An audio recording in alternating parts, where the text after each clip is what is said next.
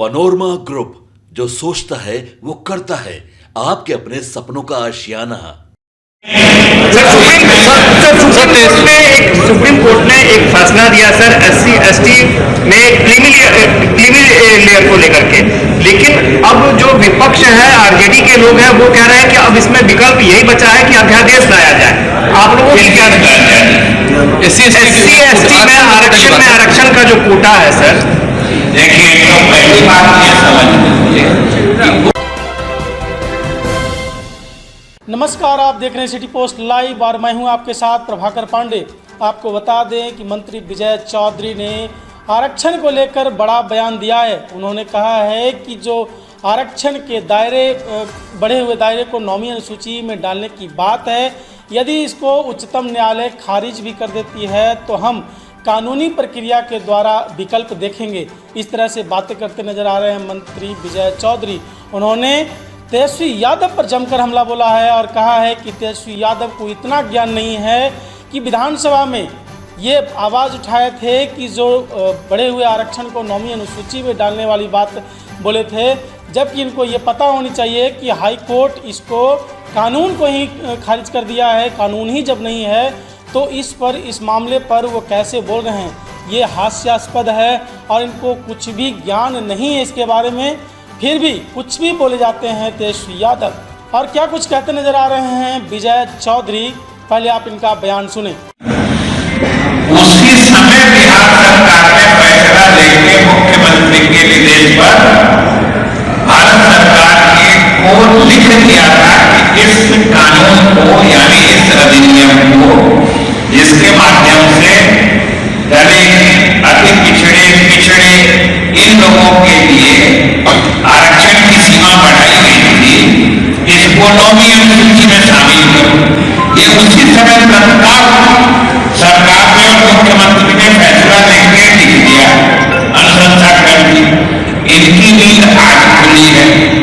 ये आज कह रहे हैं कि नौवीं अनुसूची में शामिल करो। उसमें भी कितना हास्यास्पद है तो सुनिए। अपने विधानसभा में भी कहा कि सब जानते हैं कि सरकार के इस निर्णय को उच्च न्यायालय में चुनौती दी गई। उच्च न्यायालय ने इस कानून को निरस्त कर दिया, मतलब वो कानून आज की तिथि में नहीं है।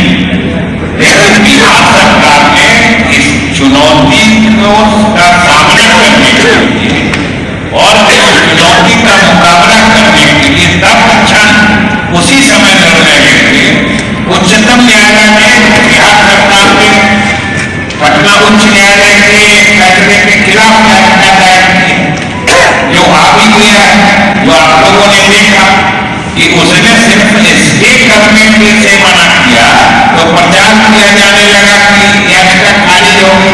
भाई याचिका खारिज नहीं हुई, उसने स्टे करने से मना किया है और उसने कहा है कि वो पूरी सुनवाई करके ही एक ही बार में जजमेंट देगा।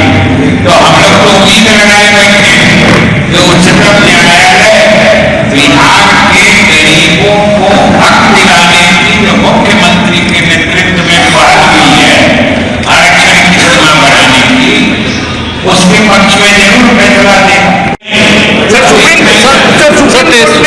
सुप्रीम कोर्ट ने एक फैसला दिया सर SC/ST में क्रीमी लेयर को लेकर के, लेकिन अब जो विपक्ष है RJD के लोग हैं वो कह रहे हैं कि अब इसमें विकल्प यही बचा है कि अध्यादेश लाया जाए।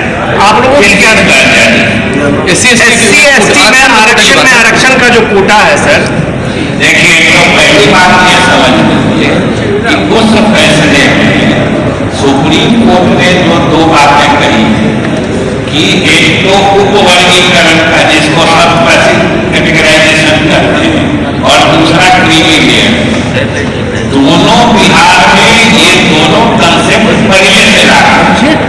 पहली बात। दूसरी बात, जहां तक जिस वर्ग SC/ST के लिए कहा है, अब उन्होंने आज तक उसका पूरा जजमेंट नहीं आया है। जो माइनॉरिटी ऑपरेटिव पार्टी उन्होंने क्या कहा, सिंपली अपना ऑब्जर्वेशन दिया है कि किसी को डायरेक्शन दिया है तो किस गवर्नमेंट को दिया है, इसलिए उनका पूरा जजमेंट आया नहीं है सुप्रीम कोर्ट का। हम लोग भी उनके इंतजार में हैं।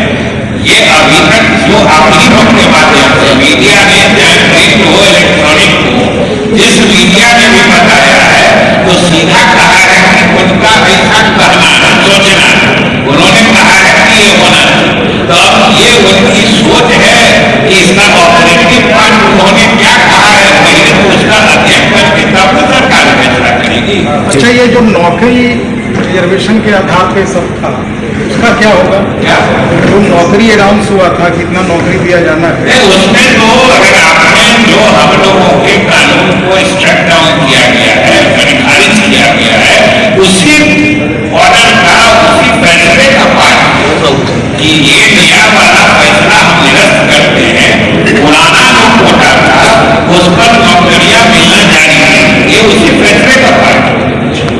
इनके कारण इतना हम नहीं समझते हैं कि बिहार का कोई भी आदमी ऐसा होगा कि ये नहीं समझ रहा है कि ये किसके कारण से होता है, और ये अब ये बात इसलिए ज्यादा उभर कर एक बार फिर से सामने आ रही है क्योंकि अब ये सब चीजें फलित हो चुकी है, जातीय गणना पूरी हो चुकी है, उसके आंकड़े आ चुके हैं, उन आंकड़ों के आधार पर आरक्षण की सीमा बढ़ाई जा रही है। तो अब एक